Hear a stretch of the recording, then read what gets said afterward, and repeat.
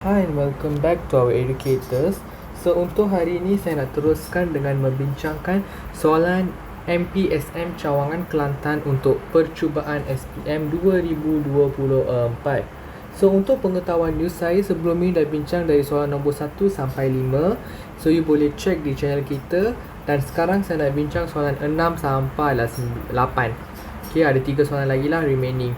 So you boleh dapatkan video penerangan di channel kita. Jawapan bertulis boleh tengok channel TikTok kita lah. Saya akan upload di sana. Okay, so kita mulakan dengan soalan nombor 6. Okay, so soalan nombor 6 ini adalah berkaitan dengan bab polimer.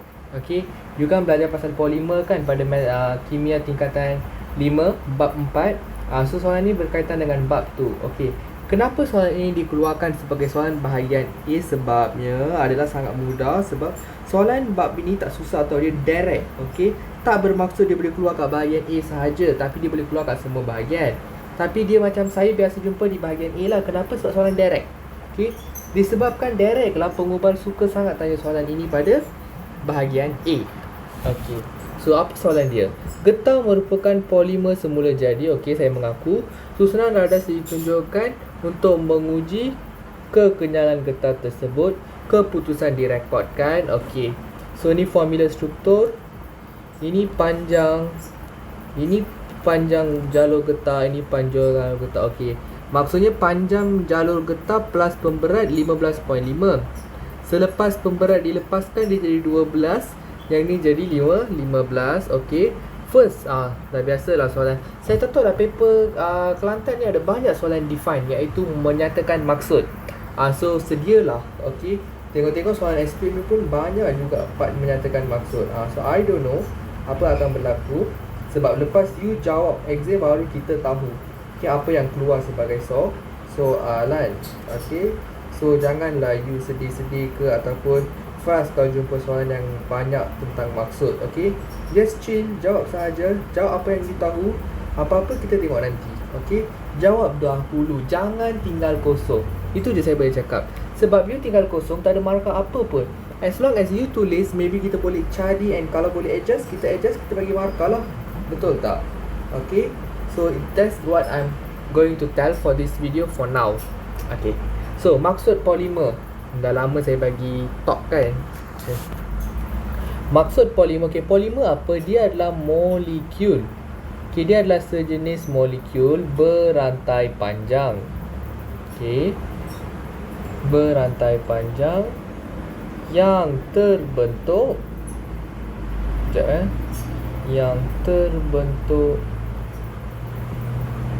terbentuk macam mana? Dari cantuman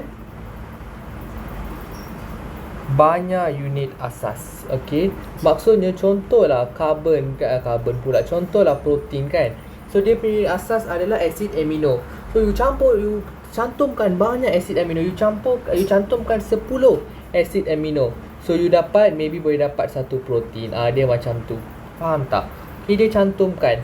Alright. So keyword kat sini adalah untuk polimer. First, dia molekul berantai panjang dan juga percantuman banyak unit asas. Ni keyword dia wajib ada. Okay, ingat itu adalah keyword. Okay, next question. Apakah monomer bagi getah asli? Ini wajib you tahu. Dalam silibus memang kita dah terangkan apa maksud getah asli. Apa monomer bagi getah asli. Okay, monomer bagi getah asli you boleh tulis isoprena ataupun 2-metyl but 1-1, 3 diena. So saya make it simple, I tulis isoprena sahaja. Kenapa? Sebab easy. Kalau yang 2-metyl tu bukan apa, dia panjang. So satu, saya malas.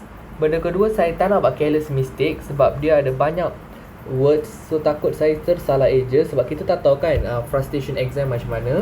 So better kata je, kalau orang tanya apa monomer bagi getah asli, it is isoprena. Cukup.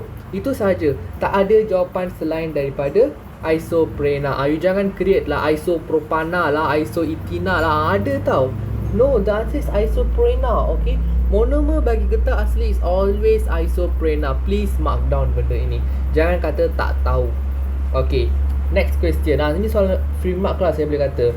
Berdasarkan Rajah 6.1 dan jadual 6.2. Ini jadual 6.2, ini Rajah 6.1. Bandingkan kekenyalan getah A dan B. Ini you kena guna skill pemerhatian. You kena tengok you punya jadual, then you terangkan you punya jawapan. Okay, so cuba tengok. Okay, getah yang ini dan yang ni, yang mana lagi kenyal? Okay, cuba tengok yang mana lagi kenyal. Okay, cuba tengok panjang jalur getah ni 12. Letak beban dia jadi 12 juga. Okay, ni 12, letak beban jadi 15.5. So you rasa, okay, yang mana lagi kenyal? Okay, cuba tengok yang mana lagi kenyal. Buka mata luas-luas and tengok yang mana lagi kenyal. Okay, dan you gonna consider this one also lah at the same time. Panjang jalur getah plus pemberat 1 kg ini. Cuba tengok betul-betul. Okay, so yang lebih kenyal adalah getah A. Okay, kenapa getah A? Okay, ingat satu sebab dia sangat kenyal sebab dia ni ada rangkaian silang sulfur. Okay, ada rangkaian silang sulfur kat sini, nampak tak? So maksudnya dia kenyal lah. Kalau tak ada rangkaian silang sulfur macam yang ni, dia kurang kenyal. Okay, so when apa gunanya ada kehadiran rangkaian silang sulfur ini? Okay, dia macam ni tau. Dia menghalang molekul getah untuk menggelosor apabila dikenakan daya. So kalau you tengok formula struktur untuk getah itu ada rangkai silang sulfur ni. So dia adalah menghalang molekul getah menggelongsor. Okay, so you kena mention yang itu. Faham? So you punya tips kan, saya kata ini soalan memerhatikan. So pemerhatian macam mana? Pemerhatian yang you tengok formula struktur semua, then you boleh decide lah which one is the best answer. Faham?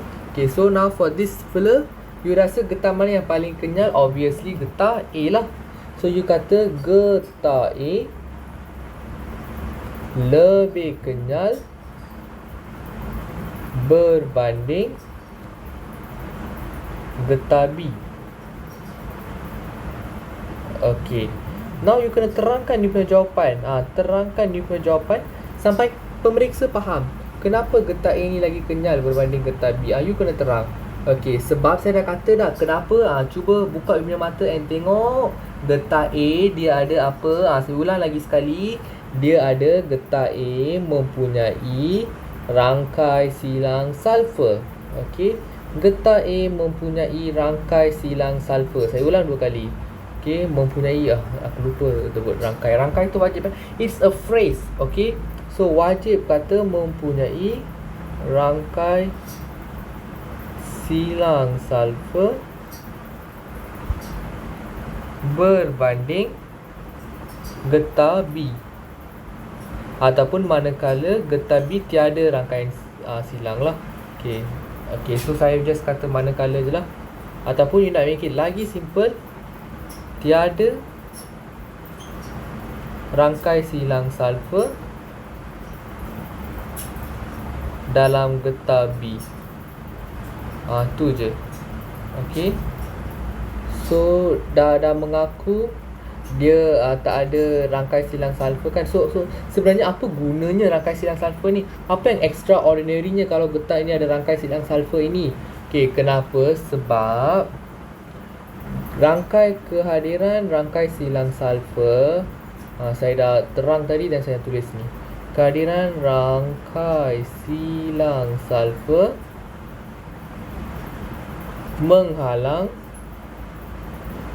molekul getah daripada menggelongsor. Okay, molekul getah daripada menggelongsor apabila dikenakan daya. Maksudnya you tarik, you bagi you punya force kat getah tu, dia takkan bagi molekul dia menggelongsor. So dia ini kenyal lah. Okay, dia sangat kenyal. Faham? So kalau dia menggelongsor, maksudnya dia senang putus lah. Faham tak? So kita nak tengok which one is more kenyal. Walaupun kita kenyalkan dia macam mana pun dia tak putus. That's the meaning of the question. Okay, now final question untuk yang ini. Okay, which is Penggunaan getah telah komersial dengan meluas termasuk penghasilan getah sintetik terutama penggunaan. Okey, nyatakan dua kaedah dan bagaimana kaedah itu. Okey, so bagi tahu dua kaedah. Okey, so macam mana kita nak kurangkan masalah ini? Okey. So first of all kita ni mesti mengitar semula. Mengitar semula apa? Mengitar semula. Sekejap tayar yang terbiar. Satu kita mengitar semula. Okey. Kenapa kita perlu mengitar semula? Okey, supaya boleh diguna semula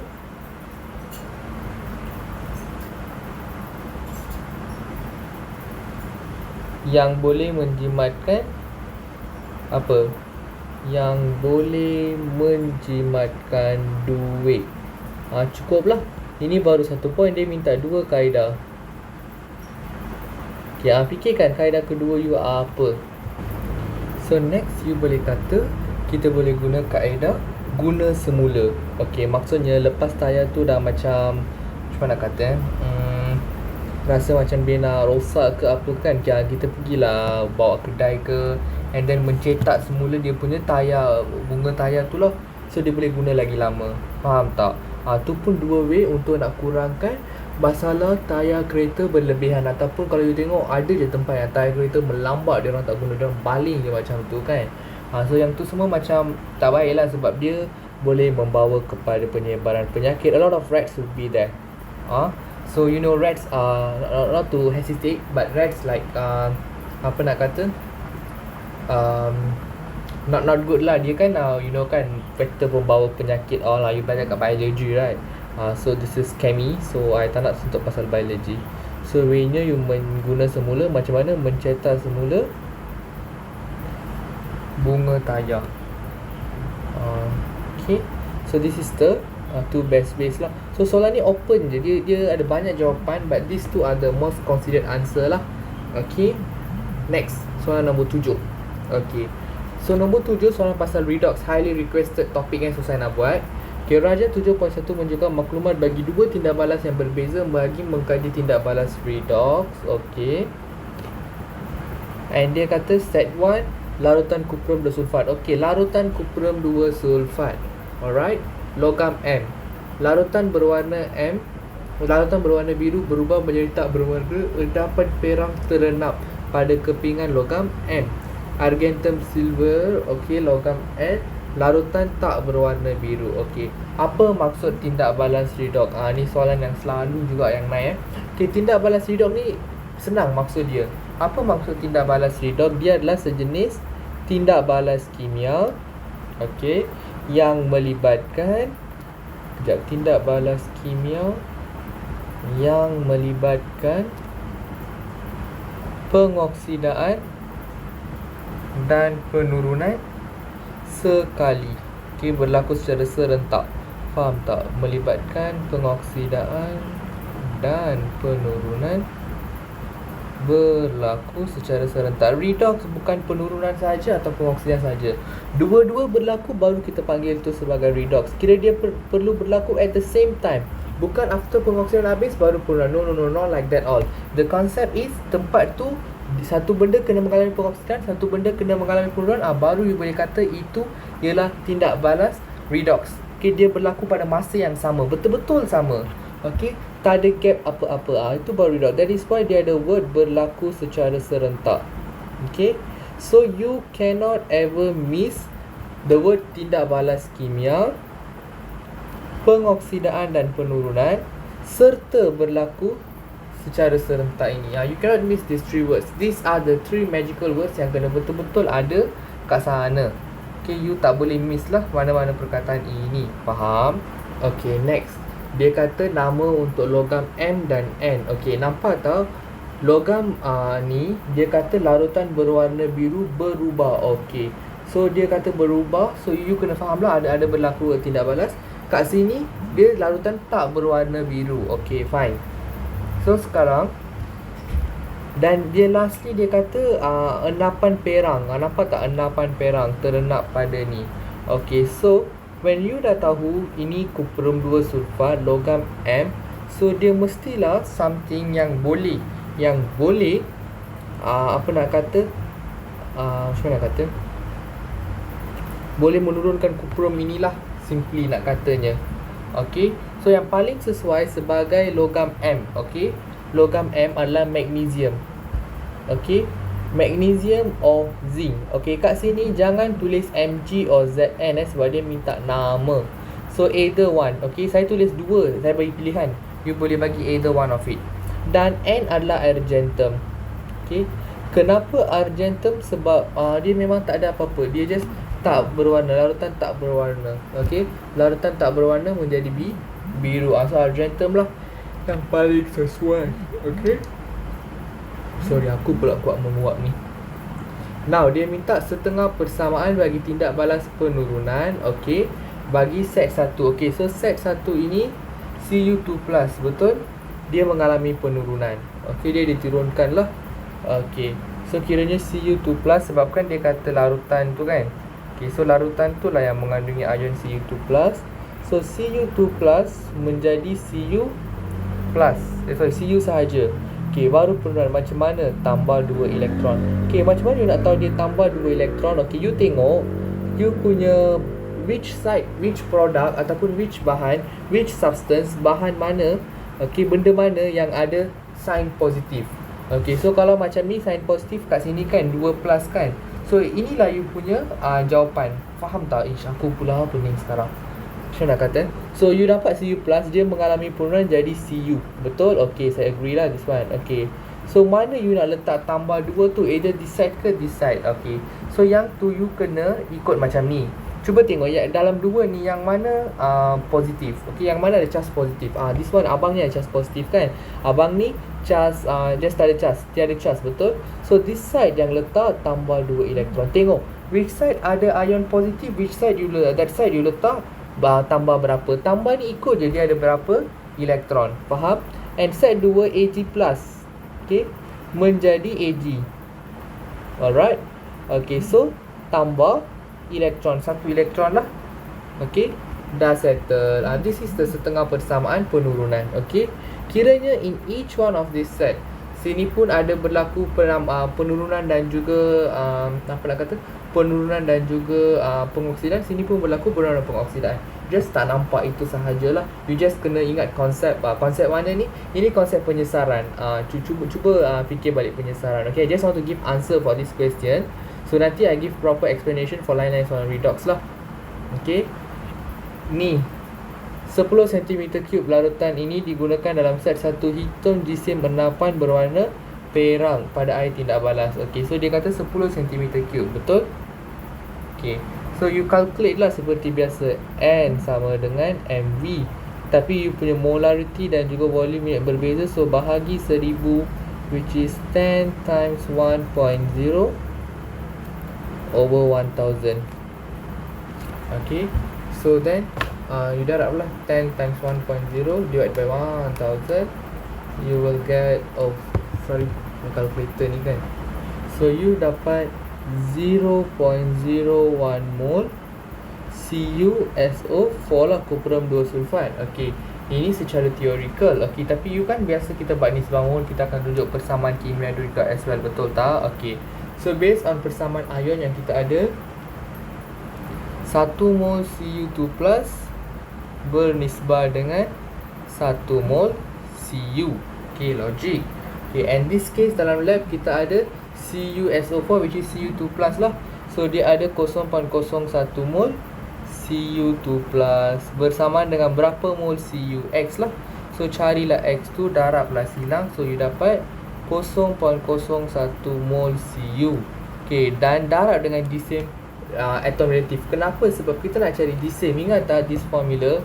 The same per the same molar sama dengan bilangan mol. So kita ada bilangan mol, darab dengan si molar dapat the same. That's the concept that I use here. Semakin lama tulisan aku pun tak suka dah. Okay, so that's this formula you darab dengan 64 gram per mol. Sebab DC molar ada unit dia gram per mol. So mol dengan mol boleh cancel. So X sama dengan 64 darab 0.01. So you dapat 0.64 gram Cu. So this is your complete answer. Okay, so you punya pepejal perang kat in this case adalah cuprum. Alright. Okay, so next question. Ni lebih kurang dengan soalan SPM 2021. Okay, Encik Ali mendapati pagar rumahnya mudah berkarat kerana rumah berlapis dengan mata. Radian 7.2 menunjukkan karat yang terbentuk pada pintu pagar rumahnya. Okay, mempunyai pilihan sama ada mengecat balik yang berkarat atau menggantikan dengan alloy. Okay, sebagai pelajar kimia, okay, you kena buat pilihan yang wajar, either mengecat ataupun buat pintu baru. Okay, so you boleh pilih dua-dua in this case. Okay, dia dah bagi pilihan, so you kena bagi pros lah. Okay, kan ada pros and cons kan, kelebihan dan kekurangan untuk dua-dua ni.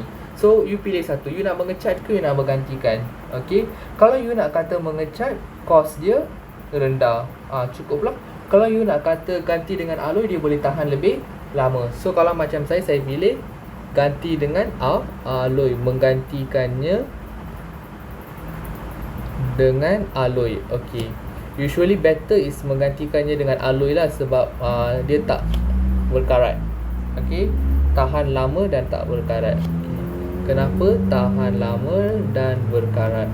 So if let's say you nak kata dia mengecat, dia perlu mengecat, boleh juga kata je. Okay, kenapa? Melindungi permukaan besi daripada terdedah kepada ejen pengaratan boleh, ataupun kos yang rendah. So usually people will see cost also, right? Betul tak?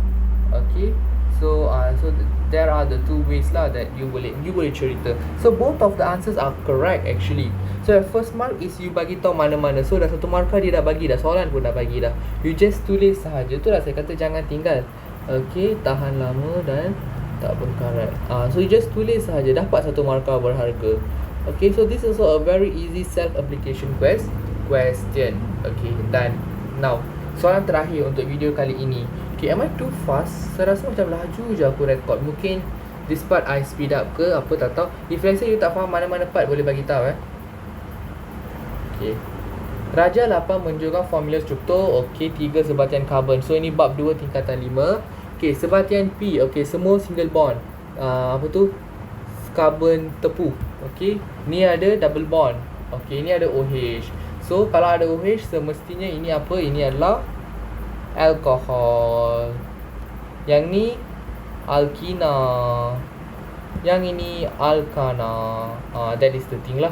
Okay, tulis dulu cantik-cantik. Okay, dah lepas tulis tu, again dia mula dengan maksud.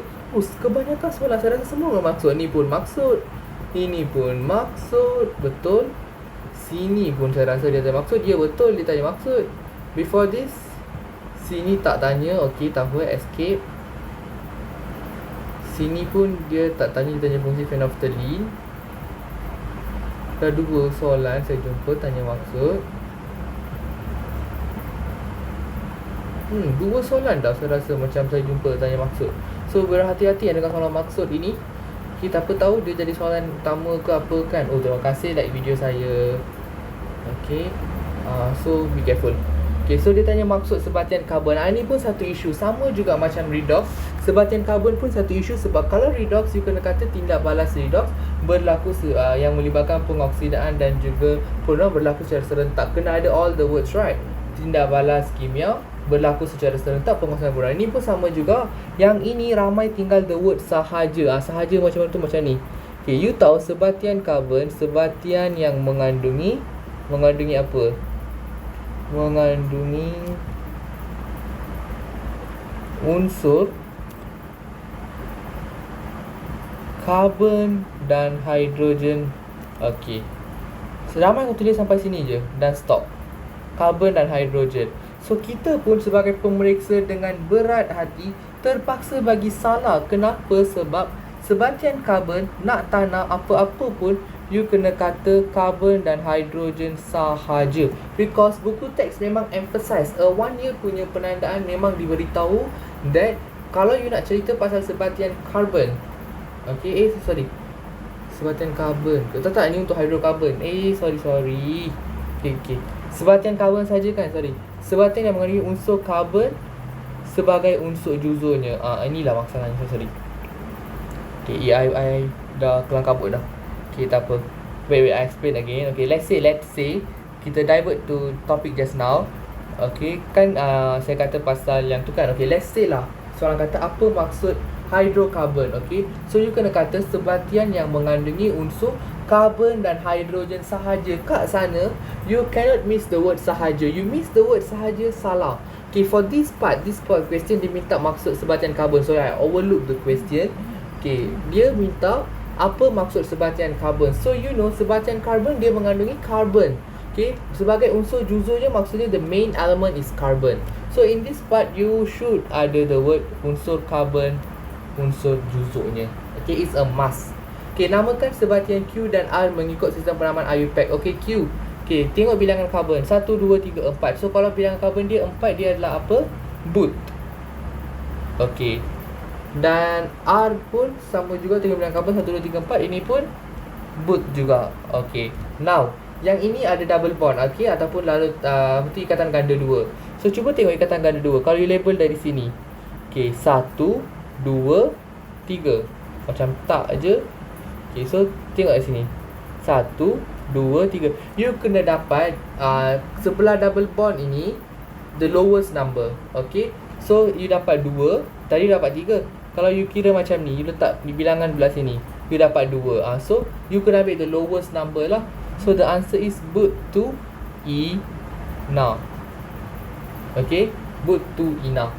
Okay, boot 2 enough. Okay, dan yang ini butanol. Okay, tapi dia punya OH tu kat mana? Carbon. Ni carbon paling kecil lah. You nak kata 1, 2, 3, 4 ke atau 1, 2, 3, 4? This one lah, the upper lah, this 1. Okay, so the answer is 1 butanol. Okay, so inilah sebatian karbon R. Faham tak? Okay, this is the sebatian karbon R. Kejap I want to check. Yep, correct. 1 butanol dan but 2 ena. So tulis kat sini. Sebatian Q adalah but 2 ena, atau you nak tulis 2 butina. Saya lebih suka cara ni. Okay, senang. Boleh juga, tak ada masalah. Dan yang ini 1 butanol. Okay, lengkap lah. Okay, so you boleh lah tulis macam ni. So I want to write like this. So that's why I letak nombor dia kat tengah. This 2 and 1 menunjukkan kumpulan berfungsi dia kat mana. Okay, so like this method you kena letak kumpulan berfungsi kat mana dulu. So like this one tak ada kumpulan berfungsi. Yang ni ada kumpulan berfungsi, ni ada kumpulan berfungsi. Faham? Okay. Now sebatian R. Mana sebatian R? Ni R, alkohol. Okay, boleh terbakar dalam oksigen berlebihan dan tidak menghasilkan jelaga. Okay, tulis persamaan kimia dia. Alright, okay, so tulis persamaan kimia dia. Okay, first you kena tahu formula dia. Okay, ada berapa carbon? C4H ada 9OH. So C4H9OH, betul? So tulislah. Okay, so when you punya C4H9OH, okay, bertindak balas dengan oksigen, dia tidak menghasilkan jelaga. Okay, maksudnya dia menghasilkan karbon dioksida dan air sahaja. Alright. Okay, so cuba tengok. Hidrogen ni ada berapa? 9, 1, 10. Sini ada 2 saja. So letak 5, automatic dah 10. Dan juga karbon ni ada 4. Betul tak? Okay, letak 4 kat sini. Okay, dan tengok oksigen balance tak? Sini ada 3, sini 8, 8, 13. Okay, so cuba letak 6 kat sini. 6, 12, 1, 13. So balance lah. Okay, now tentukan isi padu oksigen bagi masukkan 0.1 terbakar dengan lengkap. Okay, you tahu isi padu oksigen, which is this one. Oksigen ke? Ya, oksigen, this one. Sebatian R. So the nisbah mol is antara dua benda ini. Okay, so secara kimia you tahu 1 mol C4H9OH bertindak dengan 6 mol O2. Betul? Dan dalam lab you ada 0.1 mol sebatian R. So 0.1 mol. So you kira isi padu oksigen. So darab silang sahajalah. So you tahu you punya isi padu oksigen adalah 0.6 mol oksigen. You nak cari dia punya isi padu. So darab je mol dengan bilangan disimolar dia. So 24 decimeter cube mol negatif 1. So mol dengan mol boleh cancel. Okay, so 0.6 darab 24, you dapat 14.4 decimeter cube gas oxygen. Settle lah. This is the answer for this question. We have another one, final question. Okay, sebatian P dan Q boleh dijadikan sebagai bahan api yang digunakan untuk masak limau. Pada pandangan kau, sebatian karbon yang manakah lebih sesuai? Okay, yang mana lebih sesuai? Okay, P ke Q? Okay, wajarkan. Okay, jom tengok PU apa tadi. Okay, PU is this fella, which is alkana. Betul tak? It's a type of alkana. Okay, what type? 1, 2, 3, 4. So ini adalah butana. Okay, dan dia kata Q. QU adalah, mana QU? Ni, butina, which is 2 butina actually. Okay, so which one lagi sesuai? Alkana ke alkina? Semestinya dia dah kata syarat masakan. Okay, so ingat, kalau kita nak masak, kita tak nak ada jelaga kat rumah. Betul tak? So bahan P ke? Okay, alkana yang kurang menghasilkan jelaga. Betul? Alkina kuat menghasilkan jelaga. So you kena kata bahan P, markah pertama, markah kedua you peratus atom karbon per molekul, atom karbon per molekul P ataupun per molekul butana adalah rendah sekaligus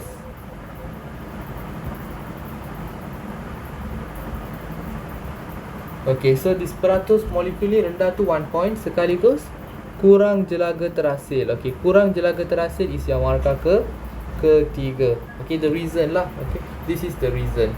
Okay, you bagi bahan P dan you bagi yang ni. Kalau you pilih bahan Q memang salah. No other options as long as bahan P saja betul. Okay, kurang jelaga dihasilkan. Cukuplah. Sampai sini dah dapat dah you punya markah. Alright, so saya harap you faham apa saya terangkan. In the next video we will meet with a new subtopic. Okay, for sure lah. So itu sahaja. Saya akan next video bukan new subtopic.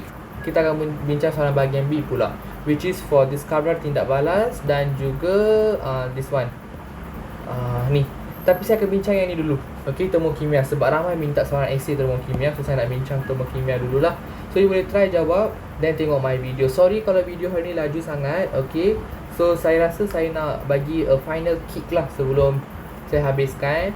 Saya nak just go through again lah the question sebab ada masa lagi. Okay, so soalan ini reverse dari belakang Okay, soalan yang pertama ni you kena bagi nama dulu. Okay, memang dia tak minta tapi you bagi nama dulu when you tengok formula struktur. So nak bagi nama, cuba tengok yang ini semua ada satu-satu je garis. Nampak tak? So when semua satu-satu garis ini adalah larutan pula hidrokarbon tepu. Okay, hidrokarbon tepu. So hidrokarbon tepu is alkana dan alkana tak ada kumpulan berfungsi. So you kira bilangan karbon and bagi nama. So kalau ada 4 karbon, nama dia but. Dan ini adalah alkana sebabkan dia semua satu-satu line kan, ana. So but ana, tu nama dia. Okay, ni but ana. Okay, abang ini pula dia ada, nampak tak ada double bond kat sini? Disebabkan dia ada double bond, okay, kita kena position dulu double bond dia. So cuba tengok, kita kena bagi nombor karbon yang paling kecil untuk double bond. So kalau saya bilang dari sini 1, 2 lah. Kalau dari sini pun 1, 2 juga. So dia jadi 2, 4 karbon. So butina. Okay, ina ini melambangkan dia punya double bond adalah duduk di alkina. So dan yang ini adalah alkohol. Alkohol dia jadi 1. So 1 butanol. Okay, then you jawab soalan pertama bagi maksud, you pilih. Dan yang ini, ingat, kalau lah you punya alkohol mengalami pembakaran, dia hanya akan menghasilkan karbon dioksida dan juga air. Okay, kalau tak menghasilkan jelaga, maksudnya tak ada unsur karbon. Faham tak? Kalau ada karbon baru ada jelaga. Alright, yang ni saya harap you faham. Okay, just calculate dan guna formula mole. Jangan kata you tak pandai guna formula mole. Kalau tak pandai, tengok video formula mole yang saya terangkan sebelum ini. Dan yang ini nak pilih. Okay, so biasanya kita pilih alkana. Kalau situation macam ni nak guna sebagai bahan api.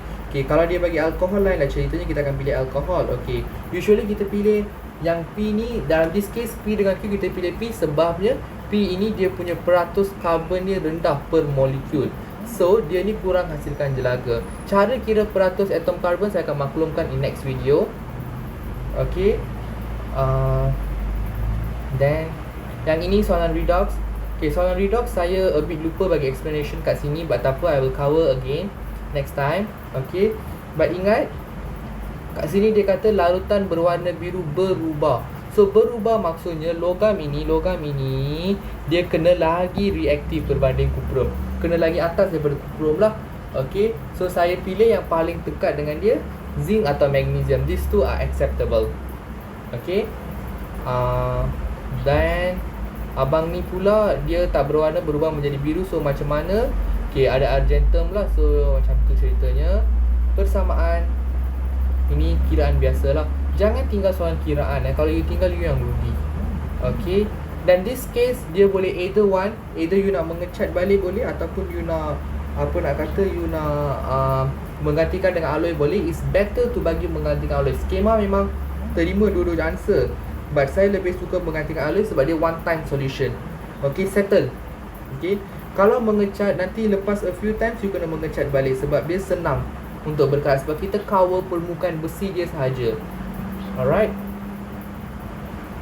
Then after that, ni penggunaan getah untuk komersial. Okay, getah-getah juga. Okay, ingat getah yang mana lebih kenyal, yang mana ada rangkai silang sulfur, itu sangat kenyal lah getah macam tu. Alright. Okay, dan yang ini, okay, yang ni semua video sebelum ni lah. Okay, so ini sahaja untuk video kali ini. Dah 36 minit. Dah panjang video ini, but tak apa. So if ada any question, you can let me know in the comment box. Okay, saya akan cuba jawab sebanyak mungkin. Lepas ni saya akan teruskan dengan bahagian B2 dan juga soalan Johor. Okay, soalan Johor pun ramai minta lagi untuk saya buat, sebab saya buat a few questions dulu. Saya tengok ramai view, saya akan tambah-tambah lagi. Okay, video untuk paper negeri tu.